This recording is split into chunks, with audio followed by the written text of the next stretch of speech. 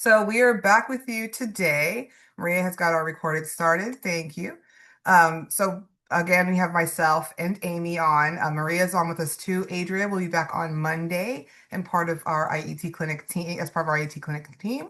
And then you'll see Maria posting links and other information to the chat. She's also our fantastic technical support maven. So if you need anything, do reach out to Maria or email calprohelp@air.org or mcrosco@air.org to get in touch with her.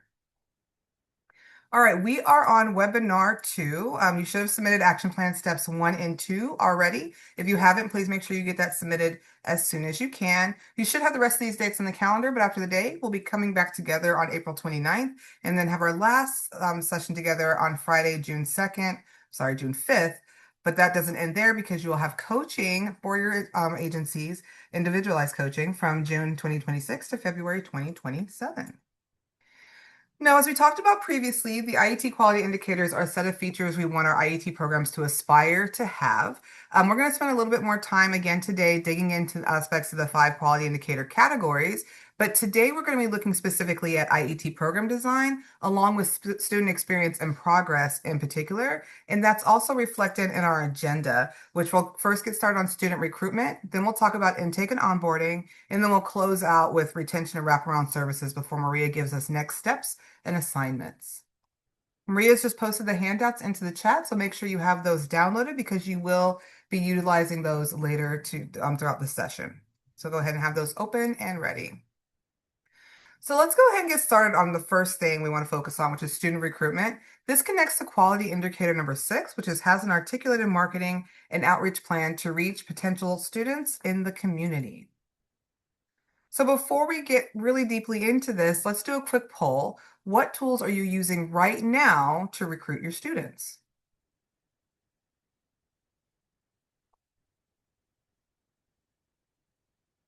Maria? Oh, there it goes. Thank you. Are you using social media, brochures, word of mouth? You might be using newspapers, mailing list, or you could be using something else. And if you are, go ahead and add that into the chat.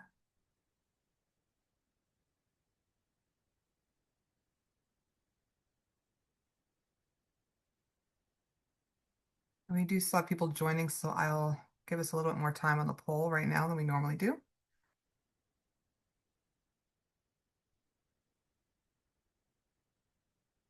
All right.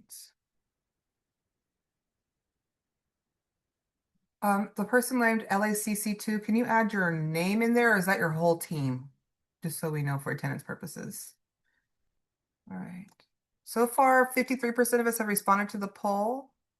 Go ahead and respond to the poll. And there I'm seeing some comments in the chat that are options in the poll, but then there's some other options, so that's good too. Carlos, thank you, Carlos.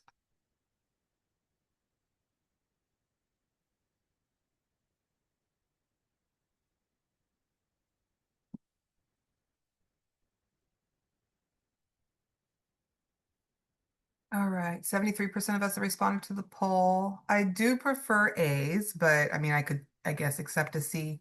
But I know a few of us for a few minutes just got in here just a few moments ago, so I do want to give you time to respond. And if you just joined us, the poll that is on the screen is what tools are you currently using to recruit students? Give you a couple more seconds. And it looks like in the chat, we've got student, friends, and family members listed in here. Jeff mentioned flyers, media, social media as well, and then distribution to schools, ESL classes, instructor presentations in the ESL class as well. Awesome. All right, we're going to go ahead and end the poll and share the results. So it looks like the number 1, and I think this might be one of the first times this has been number 1, is word of mouth. A lot of you are using word of mouth to just communicate what's happening, which is not a bad thing to do. Networking is huge, really important for people to be aware. And oftentimes having students, past students, current students, et cetera, talking to other students is really helpful, like what was mentioned in the chat. Family members and that kind of thing are also great. Having, kind of a clear messaging on what you want to do, you want to make sure you develop the clear and informative forms of outreach like flyers, brochures, etc. Then also harness the word of mouth, like what was just mentioned, doing ongoing presentations in our adult education programs about our IET opportunities that are available, tell a friend campaigns. You want to use all the possible tools that are available in order to spread the word. So it looks like you're all doing a lot of that. And Karina said flyers, social media, word of mouth, etc. Great. All right, so let's dive a little bit deeper into this. Out of these things, what has been the most successful IET recruitment strategy, and what was it that you did that you felt like was the most successful? Ooh, Kathy, that's a creative one, having a booth at the farmers market. We also had someone a few cycles back that was promoting at the DMZ on their TV screens at the Department of Motor Vehicles, and that was really cool. So what have you found has been the most successful? Go ahead and share in the chat, or you can unmute and share quickly if you'd like to. What's worked the best?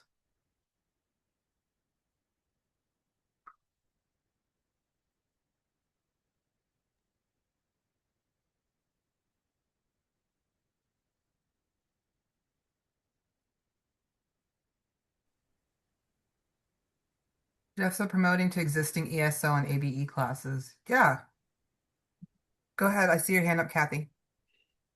We have, for about the past year, have a full-time social media person, and he is fabulous. He posts to Instagram, he posts to Facebook. He does interviews with teachers and students, and anybody can look at him. It's amazing. And I think his presence on social media has really done a lot for our school. Yeah, that's awesome. And I think something that you just said, which is a designated social media person.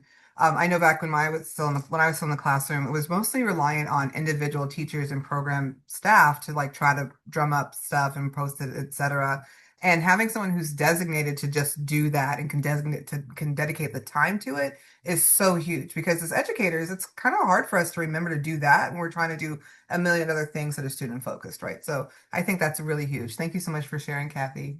Also going on in the chat, we've got Karina said refer a friend digital QR codes. That's very cool.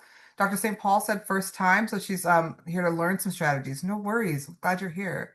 Nalina said class presentations, working with our workforce partner referrals and social media. I love that demonstration of workforce partnerships and also having your students be able to see who are the potential employers and who are the partners that we're working with and what kind of pathways are you going into. I think that's great. Monica also visiting ESL classes and tours of CTE by ESL students. So they get to actually go and see the classrooms or the auto body shops or the different kind of programs you have. If you're doing medical stuff, they get to go in there and see those classes in practice. That's really neat. Um, Social media, Facebook communications, Carlos said. Amy, in her program, used friends and family of their student campaigns. Veda said flyers, word of mouth, orientation worked best. Veda, can you say more about orientations as a recruitment tool? Because I have a feeling I know what you're talking about, but I want to want everybody else to hear what you're talking about. And feel free to unmute if you would like to.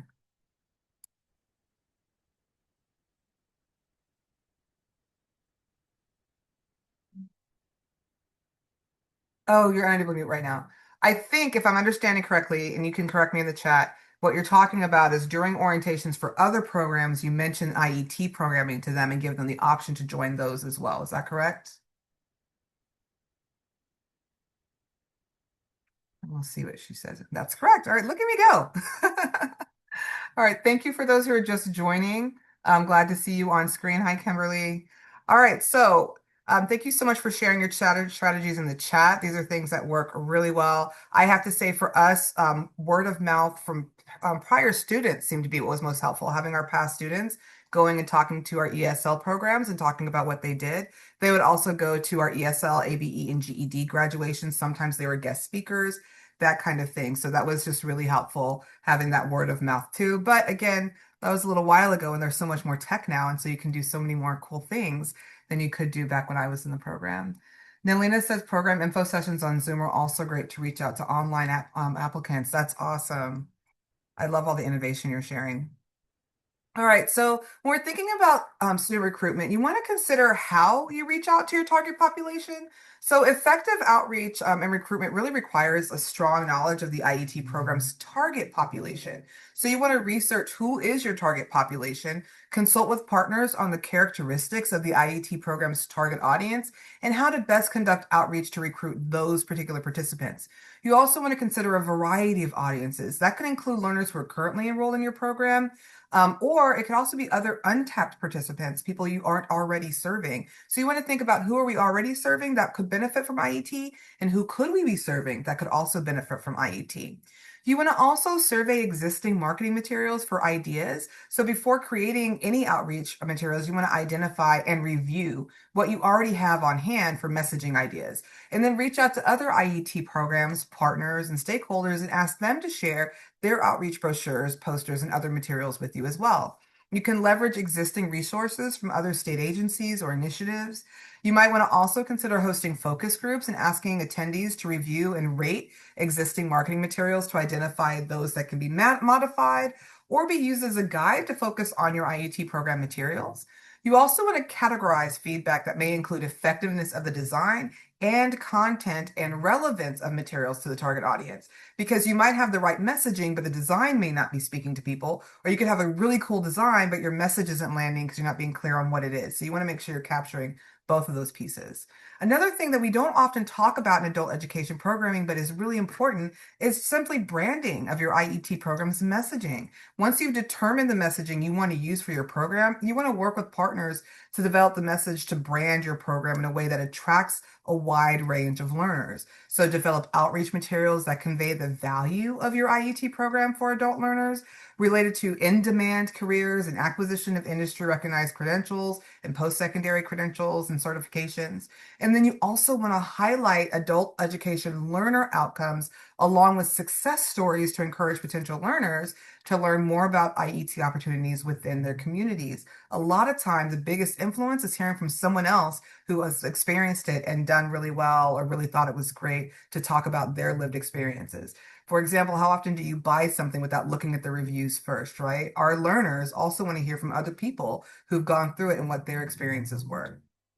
And then again, thinking about designing of your marketing materials, the design of your messaging really should use accessible language that speaks to multiple audiences. Use visuals to convey the IET program's opportunities, credentials offered, and support services. Career maps or infographics that show you the progression on the pathway, along with how much money they can make on the pathway, are huge ways to lure someone into your program. Adults are intrinsically self-motivated, and earnings and money tend to be a really good motivator to get someone to want to come to a program if they know they're going to make more money once they complete that program and get in that job. And then you also want to make sure whatever you provide can be easily downloaded and accessible from the internet, just not only on a computer, but also on their phones, because that's the main place that learners are looking at marketing materials, just like the rest of us on our cell phones.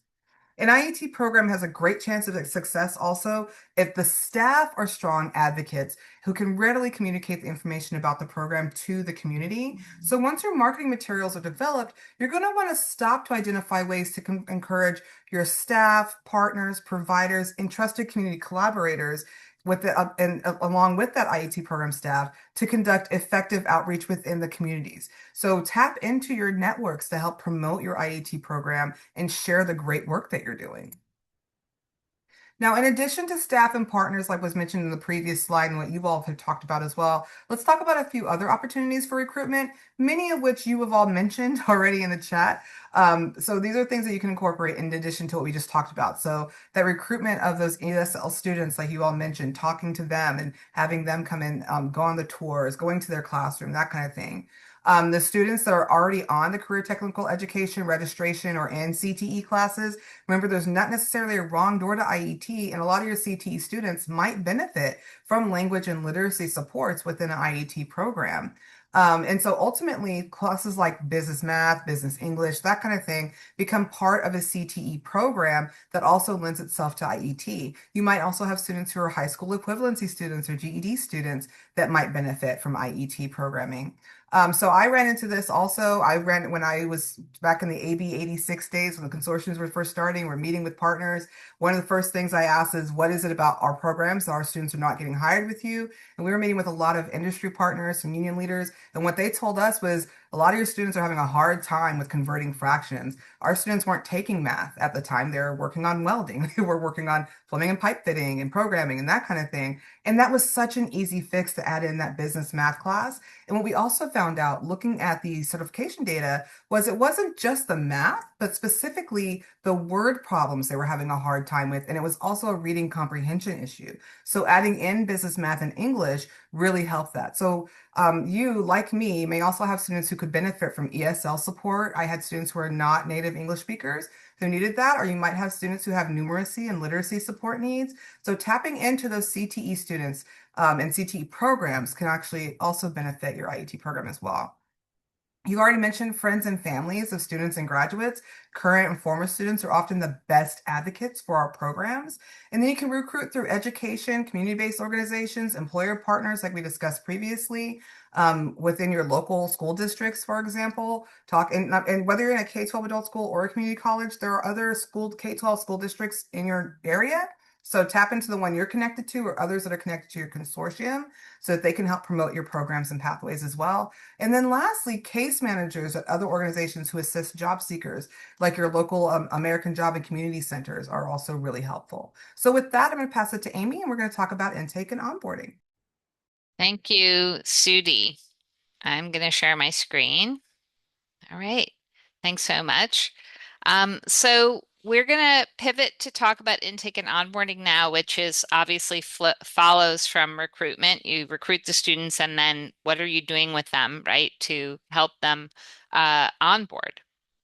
So and that connects to quality indicator number 7, which is provides robust quality IET programs provide intake and orientation services to help students onboard successfully and has supports in place to help students persist and succeed.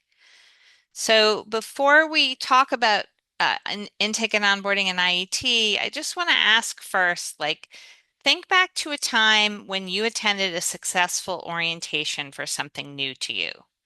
It could be a new educational program you were starting, a new job, a gym.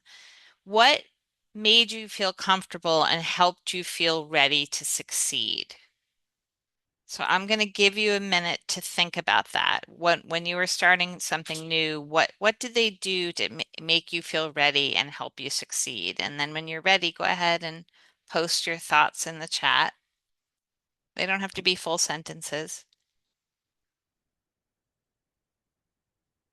What kinds of things helped you feel comfortable and ready to succeed in that new thing? Right. Sadaka, you got a tour of the location, right? So you knew where you were, right? Carlos, they gave you a great orientation. So Carlos, if you can in the chat, what made it great? Maybe call out one or two things that they did really well. Nalene, they did email follow-up and they gave you materials, right? So Nalene, I like that. It wasn't just a one and done, right? Like they were like nudging you and sending you information, keeping connected to you. It sounds like Jeffrey, clear next steps, right? Like what do I need to do? What can I expect? What comes next? Dr. St. Paul, they assigned a mentor advisor to you. Great, right. So you made a connection. You had somebody that you could go to, like a go-to person.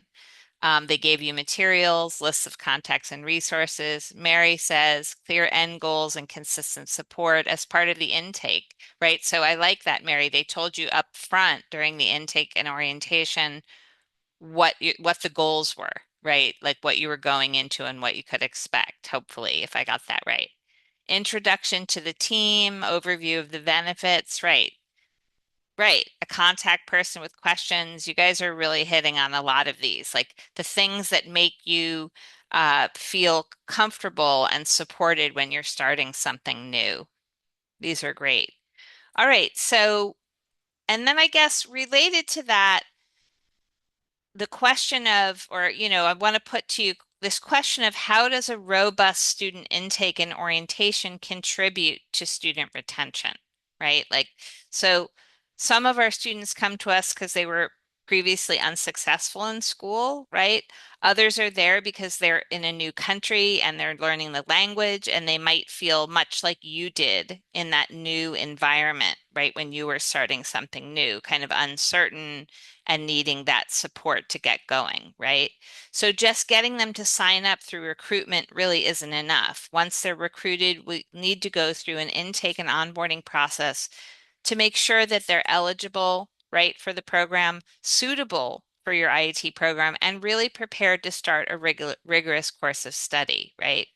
So, how do you think a robust intake and orientation contributes to student retention down the line? I'd love to hear from some comments in the chat about how you feel like this robust piece of a program model might contribute.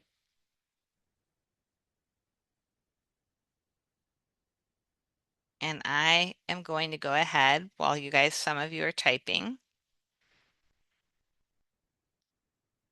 Oh, great. Right. So Carlos, a well-designed sort support system benefits financial aid.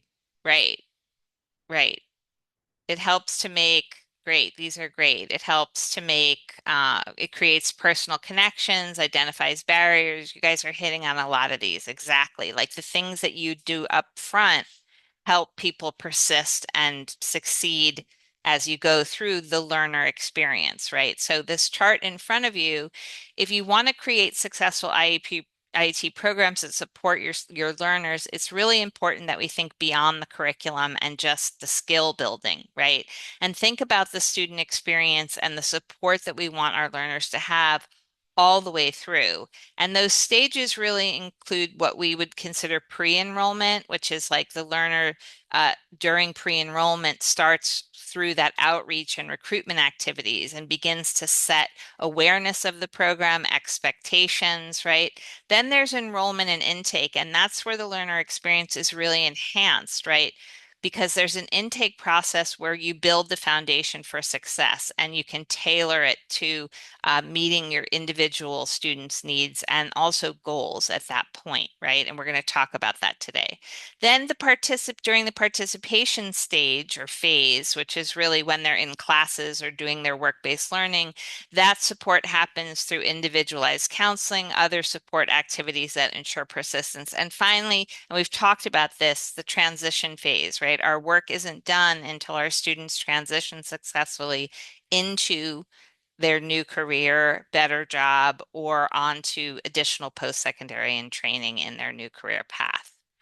So you can learn a lot more about designing the enrollment and intake process of IET in the IET toolkit. And I think Maria is going to post that for you guys now again, so that you can spend some time with that section of the toolkit. But I would like to ask you to annotate now, right? Robust IET and intake and orientation really serves multiple goals.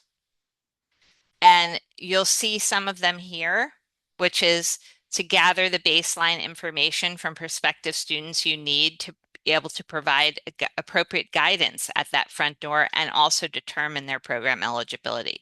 To assess students' educational backgrounds and skill levels, right? For some of you, you might be looking at students who have foreign credentials or foreign degrees and evaluating those, or there may be some other educational or skill requirements for your, for admission to your program. You want to introduce students to that specific career pathway and make sure that you've been able to have a process where you can determine their interests and suitability. You're going to be establishing those expectations and reviewing the program requirements, like much of you talked about in your experience, planning for success and troubleshooting barriers, and then really importantly, and sometimes we forget this, motivating and exciting the students for that next career move. So I'd like to ask you now to use the annotate. And thanks, Maria. Maria posted, remember to look for the little green pencil in the lower left corner of your Zoom window, or you can go to the top of your screen next to your name and there should be three dots, and then you can click under more, you can click on annotate. So go ahead and give me a check for any of these that your intake addresses now? Which of these IET intake goals do you guys address right now? Oh, they're coming in.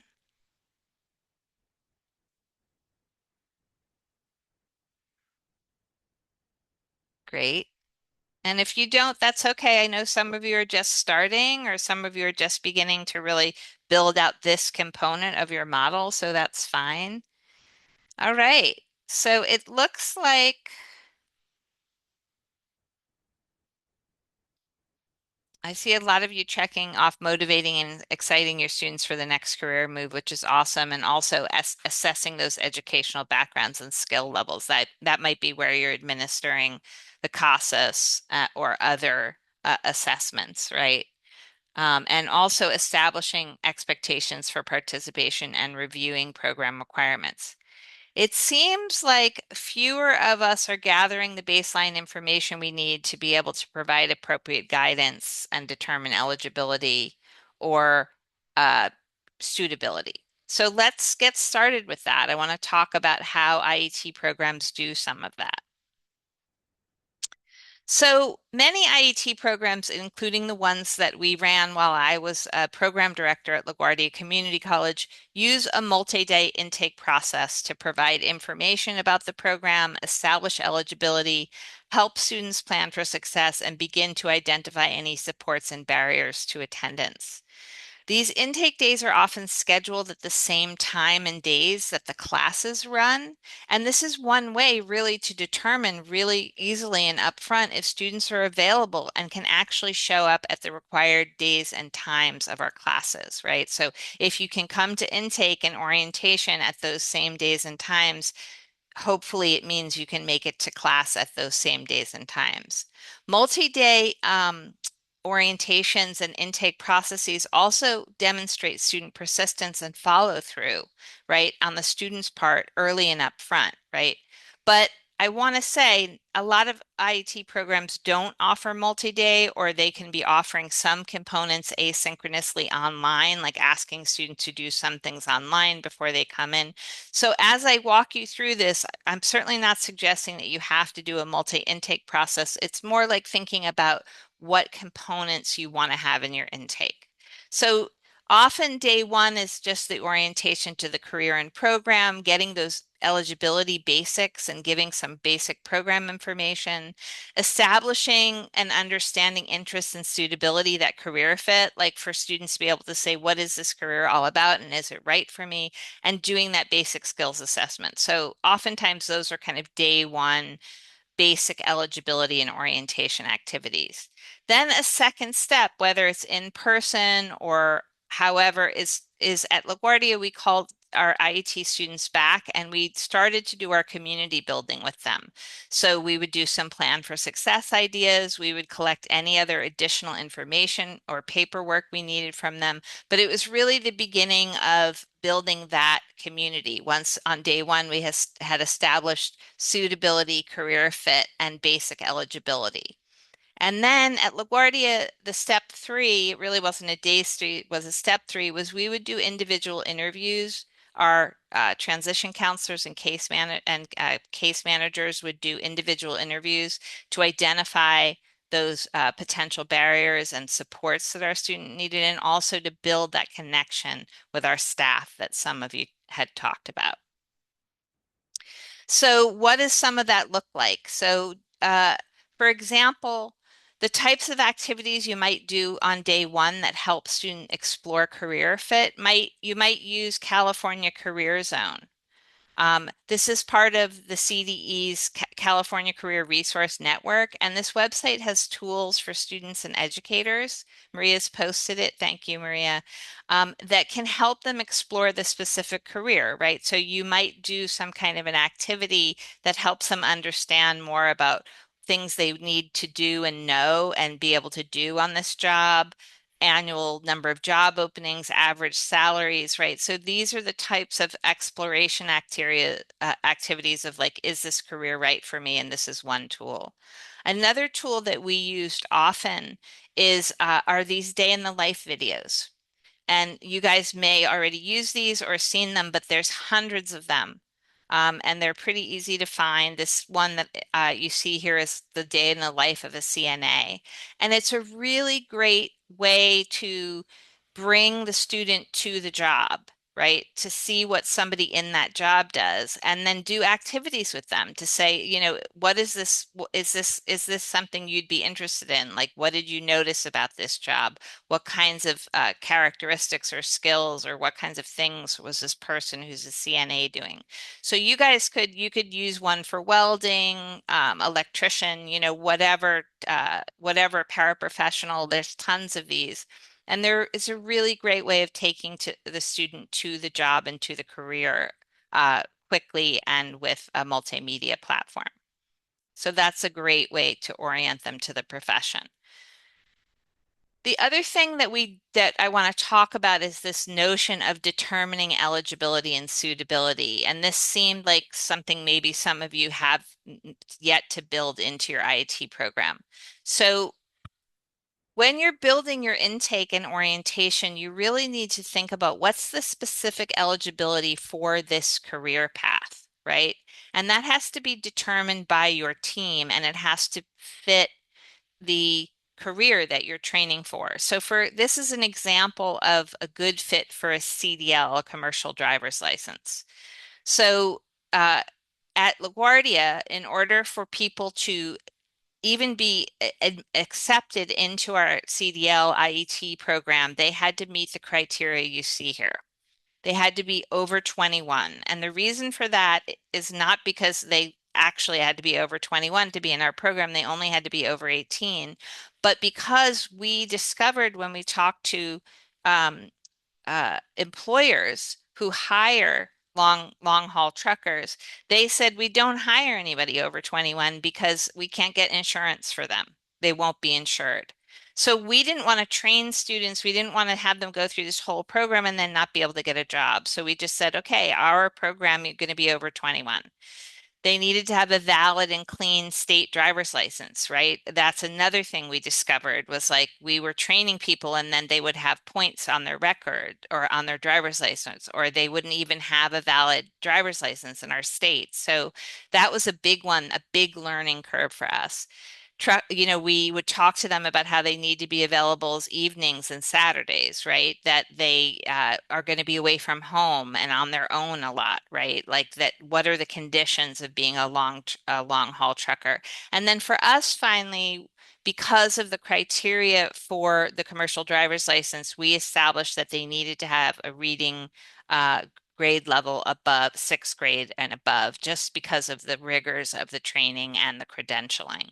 So, and that in New York, we use the TABE, which is why we were using those grade level readings. And we also said we don't want folks with a college degree. And the reason for that was because we felt like folks who were coming in who were foreign trained that had university degrees needed to be directed to careers that were more suitable to their educational background. So those are the decisions that we made. But again, you really need to have a really good understanding of what employers are hiring for and what the goals of your program are for the students in order to determine that suitability and eligibility. So day two, right, I kind of talked about after day one is really about establishing career fit and eligibility.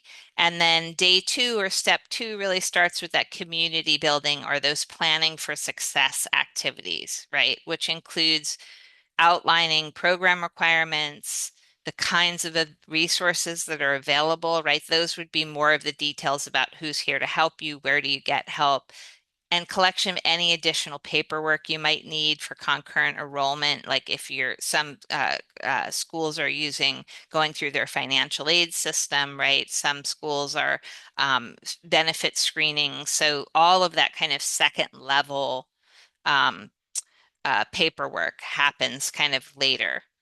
And some planning for school or planning for success ideas look like this. So this was a big activity that we did with the students as part of a step two or day two. We would give them this blank chart Monday through Sunday from when they wake up to when they go to bed. And we would ask them to plan their success in school by filling in all of their responsibilities. First of all, when were they going to be in class? And this was going to help us and help them understand what their commitment to the program was. But we would ask them to fill in work, homework time, study time, right? When they were taking kids to school or picking them up, when they were cooking, right? When they were doing all the things they need to do as busy adults. And so this really helped our students kind of get in the mindset and get a schedule for going back to school. And also it highlighted any conflicts, right? So immediately the students would say, "Oh, I can't be in classes on Wednesday nights because I have to work at that night or whatever." And that wouldn't then be like, okay, then you can't come in, but that would start the conversation of saying, can you talk to your supervisor? Can we provide a letter of support, showing you're going to be in this program and ask them for a shift change, right? That kind of thing. So the other activity we would do is this, what we call the barrier busters, where we ask them, is there anything that will make it more difficult you to reach your goals, right? Such as having childcare issues or transportation issues, or even negative influences, right? We know that there are people in our lives, who might not be so supportive when we're trying to make positive change all the time. So we ask the students, write down what potential barriers there might be to your success in school, and then also how you're going to bust it. Like, what are your ideas for busting that barrier? And then I talked to you guys about how at LaGuardia we had these individual program interviews with the counselors before students came into IET. And that was really to build connection. But again, like, you don't have to do it in days. You can kind of incorporate these things in different ways and use online. And then the opposite of barrier busters is the positive, which is to talk to students either one-on-one or a group activity and do support strengtheners. So what personal support system do you have that's going to encourage you to meet your goals? Friends, family members, right? Maybe it's their church or a group they belong to. And we ask them to list the people or the groups that they can count on and how they can ask them for help, right? So it's this idea of, who's in my circle that's going to help me succeed in this rigorous training and education program, and setting the students before they start the actual courses up for success. Okay, with that, we're going to send you to breakout groups now. And we're going to be looking at 4 different case studies. So when you go into your breakout room, you're going to go into a room that's labeled Maine, Rhode Island, Massachusetts, and Virginia. So, and you're only going to be reading the case study from your state. So thanks, Maria posted the handouts. Make sure you have the handouts. Can everybody give me a thumbs up if you have the handouts? Yes, thank you, Mary. Thank you, Andrea. Thanks, guys. So if you look at the handouts, you'll see that there's a short reading for each of those 4 states. I think they're on separate pages, right? So do you want on each page? That's right. Thank you. So when you get in the room, first figure out which state are we? Are we Maine, Massachusetts, Virginia, or Rhode Island? And just read the case study assigned for your state. We're going to give you 10 minutes to read that. And then we want you to specifically answer, what methods did this state use for their recruitment, their IET recruitment? What onboarding techniques were they using? How did they onboard students? Were any assessments required as part of that process? Like, how are they assessing students at the front door? And what were the challenges addressed or adjustments needed, if any? So, any questions about what we're asking you to do? All right. So, with that, we're going to send you to breakouts, and make sure to check out your state when you get in there.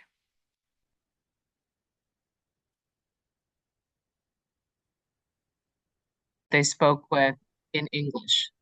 Hmm. Um, and those were the specifics. It didn't really reference any adjustments addressed. Um, so that was about it. Yeah. Great. Thank you, Monica. Mhm. So, does anybody from Rhode Island have anything to add to that? That was a very great report out. Thank you. Can I add something, please? Sure. I know, and I came in late because I was switching devices, but they did not address, they did not require high school credential for either program.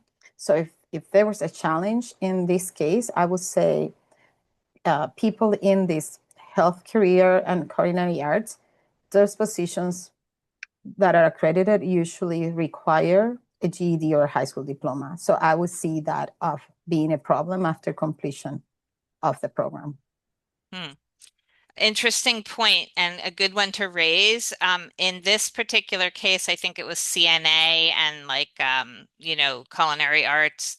They're looking at the jobs in the community, and to get your CNA, you don't have to have high school in at least in Rhode Island. I don't know if that's true in California or not, but so that was probably why, but it's a really important point, Nalinas, to raise, right? Which is like be aware of what the requirements are for the job for hiring, so that you're not training people for nowhere, basically, right? Okay, so thank you. How about let's move on to Virginia. Virginia, who do you have a reporter? I can talk a little bit about it. Okay, great. Thank you. Sure. So, there's a saying that too much of a good thing sometimes is a bad thing, right? So, with Virginia, it seemed like they did a lot, which could pose as a challenge. Because when it comes to recruitment, they did start by, it mentioned that they started sending postcards to improve word of mouth, but they also placed ads in local newspapers, which I guess the current, like the 2026 version of this would be like SEO optimization, which means like nowadays a lot of places Right. they like integrate the name and the name of the college and the program inside like Google, for example, so Right. search engines. Yeah. Right. Some of these are dated. Thanks for, yes, Hike. That's the Some of case. these are dated. But yeah, but they did also go to public events, which is another good way of you know, gaining attention for the program and or gathering attention. And they also reached out to the I believe it was the Employment Commission and other employers. So that's what was in terms of recruitment, what they were able to do. But in terms of onboarding, they did have a more structured approach. So they did a formal orientation, which is really good that they were able to talk about the expectations and what they expect from the potential student. Hmm. And in terms of assessments required, there was something that mentioned face-to-face interviews. So it was a little bit more formal. And they also looked at some writing samples if they needed to look at that as well. Yeah. But our paragraph didn't really mention directly any kind of um, explicit challenge. But as I mentioned, something if you are doing so many things at once, it could be a challenge that just to manage everything and to make sure that everything is connected to Yeah. each other well. And that you have the human resources, right? Like we're already all doing so much, right? So how, so it's a real question, Hike. So thank you.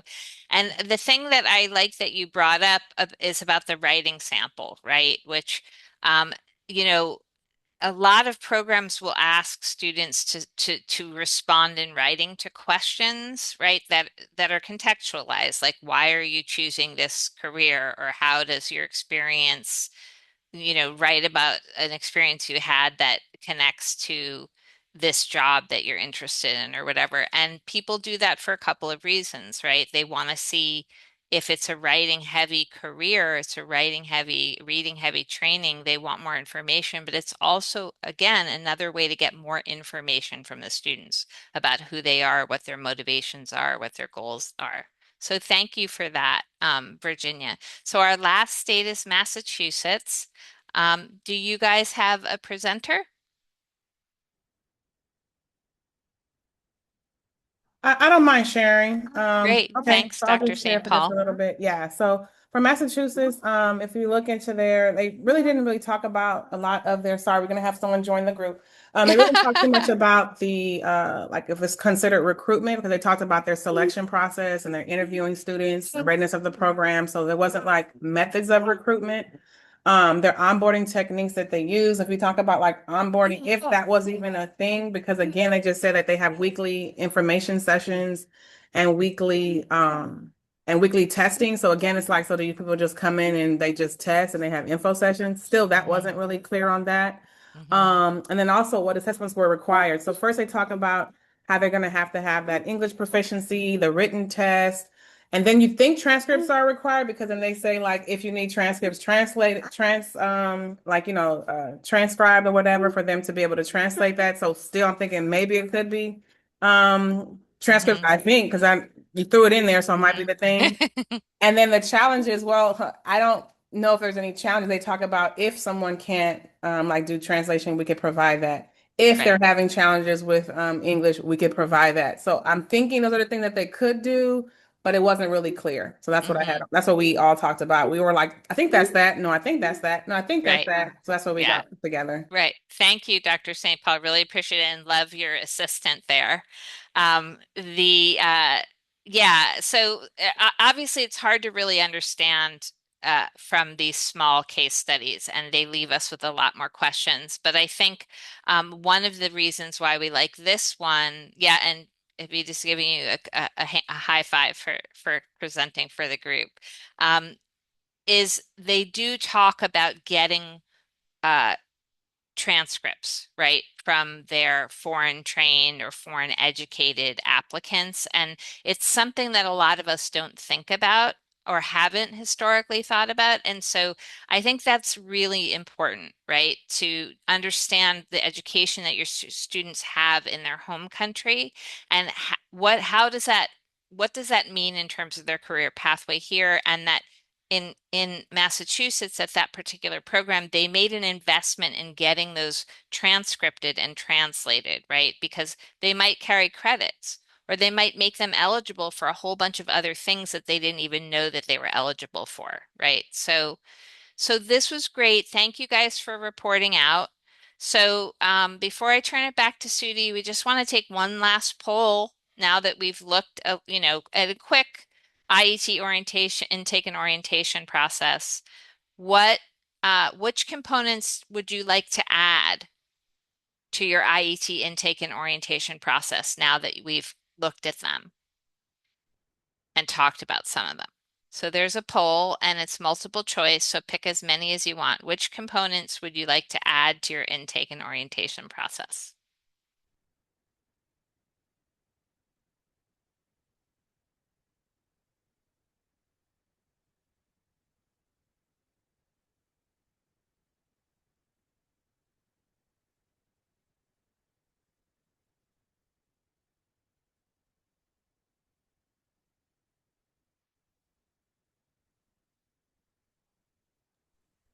If you're accidentally annotating on the screen, it means you need to click that little red X at the bottom of the annotate menu.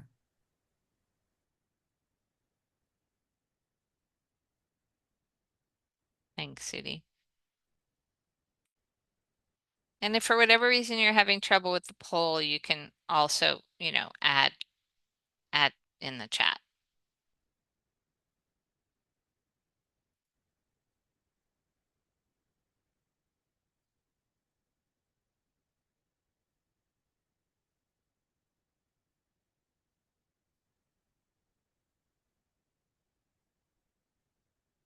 All right. We are going to share the results. Okay, so you guys want to add a lot, which I love. It seems like that planning for success and troubleshooting possible barriers was a big hit. 80% of you want to do that, which is awesome. That you want to do more of this determining interest and suitability work and establishing those expectations for participation and reviewing the guidelines. And that you also want to add assessing students' educational backgrounds and collecting that baseline information. So this is great. Thank you all so much. And with that, I am going to turn it over to Sudhi.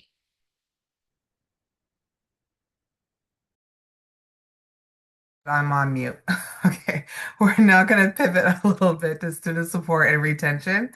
This time I want to call your attention to quality indicators number 18 and number 19. So number 18 is that we engage all IET partners in providing wraparound services to address students' basic needs and logistical barriers at each phase of programming to strengthen our IET program persistence. And then quality indicator number 19 is that we provide wraparound services to address students' basic needs and logistical barriers at each phase of programming in support of IET program persistence. So let's go ahead and jump in. But let's go ahead and do like a quick chat here. What kind of barriers do you think, from your perspective, adult education students face that might be affecting their retention and their success in school? What do you think?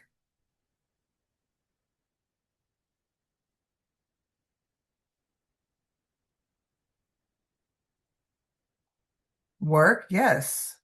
Family, family work responsibilities, scheduling conflicts, right? Family responsibilities, childcare, yep. Transportation and childcare, socioeconomic barriers. Hi, can you say a little bit more about the socioeconomic barriers? Money, home scheduling, yes. Work, Yeah. childcare, and transportation. And Hike, that wasn't a gotcha. Go ahead. No, it's just that some students obviously like transportation is an issue, or on top of that, affordability is an issue. That's why, it's good to offer books to them. Yeah, affordability. Our students might be dealing with food insecurity, housing insecurity, all kinds of other things in addition to childcare, et cetera. So thinking about those socioeconomic barriers more broadly is really helpful. Thank you, Hike, for bringing that up. Work full time and raising children, household duties, yes. Housing, transportation, childcare, work schedule, food insufficiency, mental, physical health challenges. Jeffrey, yes. I feel like you might have already read what we're going to be talking about in a moment. Losing motivation, negative influences, time, yes. Actually, Sudhi, I've been doing a um, enrollment survey for the past 3 years, and that's what comes up. Nice. That's, So, well, see, research based. See what I'm saying? And you're going to see why I said that in just a minute. All right. So there's lots of things that we can do when we think about how to help students deal with those barriers. But how do we do that is normally with support services, wraparound supports, and access to those things. So when we think about student support services, we want to identify the challenges that our students might be facing regarding participation in or completion of our IET programs. Then take time to identify what kind of support services like childcare, transportation, health services, et cetera, that your agency has access to. When I say has access to, that could be in-house or through a partnership. It doesn't mean you offer every single wraparound support service out there. And those things are available to assist your students. We also want to identify counseling needs for prospective students in our IET programs and the services that you already offer, considering whether or not your program could benefit from additional counseling services to help students that you already offer. And then also thinking about if they need additional counseling services to achieve their career goals, or maybe that's something your agency is already doing well, but just doing a pulse check on how are we doing with that. You also want to consider the cost of the IET program to your students. Is the program accessible to low-income students looking for skills to help them earn a life-sustaining wage? Because that's the purpose of our IET programming. You want to identify services that are available to your students, again, in-house or via a partnership, to assist your students in funding participation in the IET program. Examples of that could be employers providing uniforms, boots, or materials, or potential employers or potential employer partners offsetting cost of industry recognized certifications, or you offsetting those costs through programming and braided funding, that kind of thing. You also want to research mentoring and tutoring services available to your students and consider how those services can really help your students be successful within the IET program. And then identify if the services readily available to your students are sufficient or if additional support might actually be needed. So, according to Jobs of the Future, they have a really great report on accelerated opportunity titled "Promoting Persistence Through Comprehensive Student Support." And this is to help students succeed. They say we really need to provide them with supports that are sustained, meaning the students' needs are met from the moment they enter the program until the moment they exit to ensure no one and nothing slips through the cracks. This also helps build students' trust in your program. So, for example, rather than the student only having individualized conversations about their needs at intake, ongoing conversations, be it with a case manager, teacher, or even someone else, would ensure that their needs are continually met. Or say you have a student who wants to try distance learning, you wouldn't want them to just receive a program and try it at home on their own with no guidance or support. They would be given training on how to use the program, receive check-ins on how they're doing, have tech support to access if they need support, and have this available throughout that process. Now, we also want to make sure our supports are strategic, supports that are effective, efficient, and they're addressing the student's needs. So, for example, if the students that you know need childcare are the ones that are not attending in the morning, but more likely in the evening, then you would want to redirect resources to offer childcare during the time your students actually need them. So, for example, if you're noticing that your students in the middle of the day don't actually need childcare, most of their kids are at school already, that isn't actually a big need for them, but your evening students do, it doesn't make sense to only offer childcare during the daytime program when those aren't the students who need it. You also want to make sure it's integrated. This means services are interconnected rather than standalone interventions. So, for example, having a system that allows the teachers who work with the same students be able to compare case notes and progress notes so that everybody who's touching that student and involved with their progress knows what's going on. So, if I have a student in my class that's struggling with attendance because they have a sick child and Amy's not aware of that, that means there's a breakdown in the system if we're both serving that student. You also want to make sure your services are proactive, meaning potential resources are discussed with students as soon as problems arise rather than after it may be too late to do anything. So, for example, if someone has missed one class and the teacher found out it's because a student was nervous about a test, the teacher could contact connect the student, I should say, to support services and tutoring right away, as opposed to for waiting for the student to fail a test or quiz and then refer them to tutoring or support services. And then lastly, making sure that they're personalized. That means the services are tailored to the student's unique and diverse needs and not always just a one size fits all. Now, these hold true, although this JFF report was written specifically with the community college in mind. As a K-12 adult educator that led a CTE program, I can tell you that these things hold true not just for community colleges, but for all of our adult programs having these type of wraparound supports. Again, not always in-house, but having access to them directly so we can warm transfer students to those is really huge and helps with persistence. Now, we're going to dive a little bit further into what's in that report by taking some time to do an annotated activity to really think about how we're leaning into this right now. So, JFF put out this really great publication that it looks like Maria beat me to it, I already put into the chat. They have this really great publication that promotes persistence through comprehensive student support. Now, here are some of the services from the JFF article that relate to academic advising. What I want you to do is read through what you see on the screen and then put the annotate tool next to the things that you already do in this area. So if you're already doing it, use your check to just put a quick mark there. I'm going to ask we don't use a pencil because this is kind of small and it gets really crowded. It makes it hard for me to see where the checks are actually going. So use the stamp to put a check or a heart or star, whatever shape you want to use, next to the things you're already doing around academic advising. And notice we're going from intake to pathway to completion to employment. So what things are you already doing here? Thank you, Angelica, for getting us started.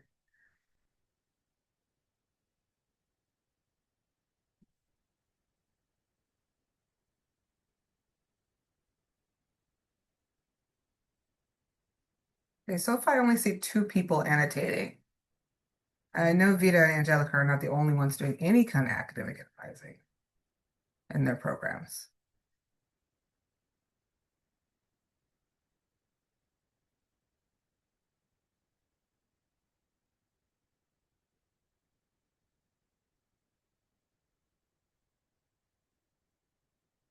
All right, now I see more coming in.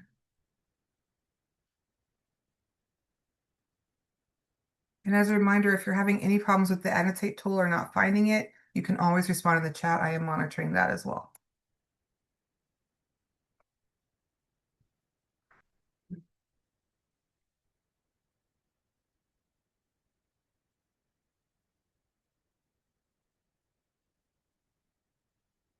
Okay, Carlos, I see in the chat you're already assessing academic skills. Great, thank you.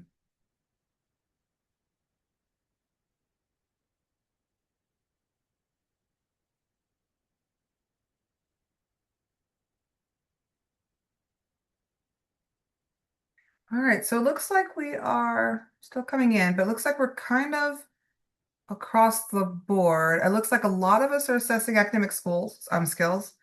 Not as many, but lots of us are reviewing prior education, discussing learning needs, a lot of monitoring of academic success, not as much on course selection and tutoring. Um, And then reviewing programs of study for continuing education is also not getting as much love as some of the other ones. That might be a gap for us there. So we're going to go ahead and clear that out and move on to the next section, I should say. So now we're going to focus on non-academic advising. Now, these are the things that you do that are the advising and counseling services we do that are not necessarily specific to academic needs, but might be things specific to student needs, like providing guidance on how to navigate the college or your adult education program, building success skills, etc. Go ahead and annotate the things you already do in those areas.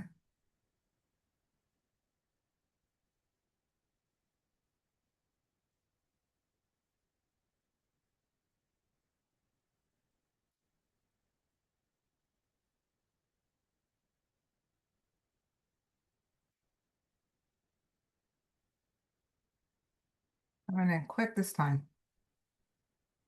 All right.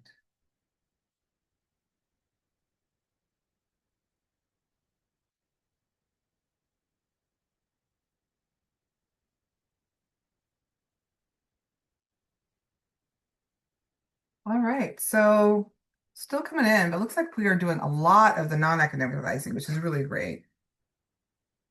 Needs assessment to assure they're ready for the program. Referrals to other support needs. That makes my heart happy because that one's oftentimes not one we get a lot of checks on. So it is good to see that a lot of you are doing that. Um, Building student success skills looks like it has a few fewer checks, but not too bad. Providing guidance on how to navigate everything is good. And then we only had, it looks like, 6 checks on ensuring students have necessarily personal and professional and time management skills. So um, not bad, but not as much as we saw at other places. All right, let's go to the next one. This next one connects to career services. Again, going from intake to pathway to completion to employment. We have that interest inventory, career exploration, things Amy was talking about earlier, opportunities for job shadowing, internships, etc during the pathway. And then on completion employment, that's directly connecting them to jobs. So what items using your annotate tool are you already doing here?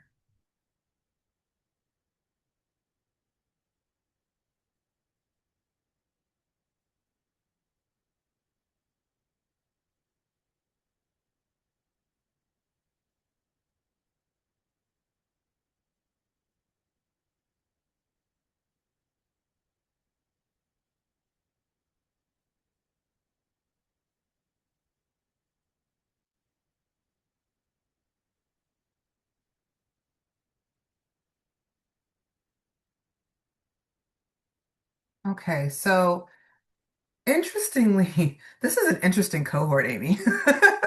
Interestingly, we're getting the net most checks on completion and employment on this one, which is so rare on this. So that's actually really good. That tells me that there is a bit of a culture shift going on within our state of California, that we are having more programs directly connecting learners to employment, which is huge. That means we haven't been talking into the ether for years, Amy. That's wonderful. Not that we're the primary influence, but it is good knowing people are doing this. A little bit fewer in the pathway section on job shadowing and internships. And then, ensuring the pathways are a good fit for student interest. And that's really important. Amy talked about that earlier. And then kind of on the same vein with interest inventory and career exploration, not as much happening there as we saw in the completion employment section. So that is really important. It's good to get students placed in jobs, of course. That's what we want. That's what we're shooting towards. But you want to make sure that they're actually interested and they understand what that career entails before they sign up too, because that's going to help with them not only persisting through the program, but also sticking with that career and going further on that pathway later on down the line. All right. Moving on to our next one. So this one is social services and counseling. So again, assessing their needs up front, continuing during the pathway, and then making sure they know what resources are available after graduation. What are you already doing here? Go ahead and annotate. Kathy getting us started this time.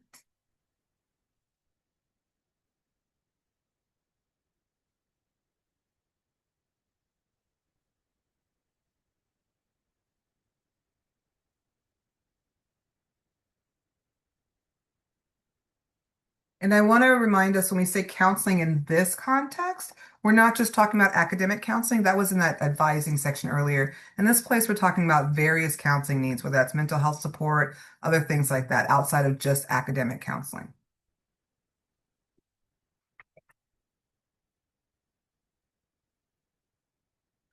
Okay, it looks like we have slowed down already on this one. Maybe a couple more seconds. All right, so it looks like this is the area where we are kind of, as a cohort, doing the least overall, and that's not unusual. Really focusing on that social services or counseling, that does tend to be a gap because it's not always the primary thing we think about as educators. We're primarily focusing on the education, attainment, et cetera, and not always on that social, emotional, and counseling support and the socioeconomic supports there too. So these are things that we do know can be major barriers for our learners if they have mental health, physical health, other kinds of issues, whether it's with childcare, transportation, those type of things we mentioned, but also just if they're dealing with things outside of their education environment, that impacts their ability to focus and be committed to the program. So making sure they know what resources are available to them is really important. And again, that doesn't mean you're doing it all in-house, just that you're connecting them to those services. All right, and then our last category here, this one is on financial services. Again, helping students apply for financial aid and scholarships or getting access to funding for your program, screening for benefits eligibility at intake, during the pathway, applying for making sure they have that financial literacy, access to emergency funds. Again, not saying you're giving the funds, but you're helping them know where to go to access that. And then on completion of employment, ensuring students can manage their finances and pay back loans if they have to take any out to be in part of your program. So go ahead and annotate that. I see you already got started. Thank you.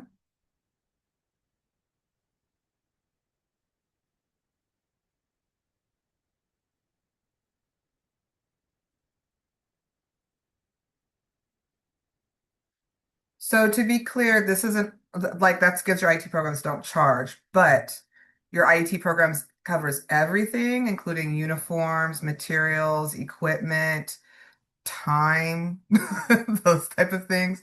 So, for example, if your student has to commit to the program and is unable to work as much, that is also that is a financial impact that might have on a student and a learner. Getting to and from the program, it also has a financial impact on the student and the learner, that kind of thing.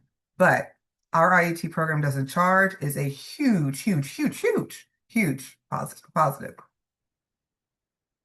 All right, so it looks like the only place we're not seeing anything is ensuring students can manage finances, pay back loans. Now, I'm assuming part of the reason that that's not getting any love over there is because you're probably not having your students take out loans to do your IET programs in the first place.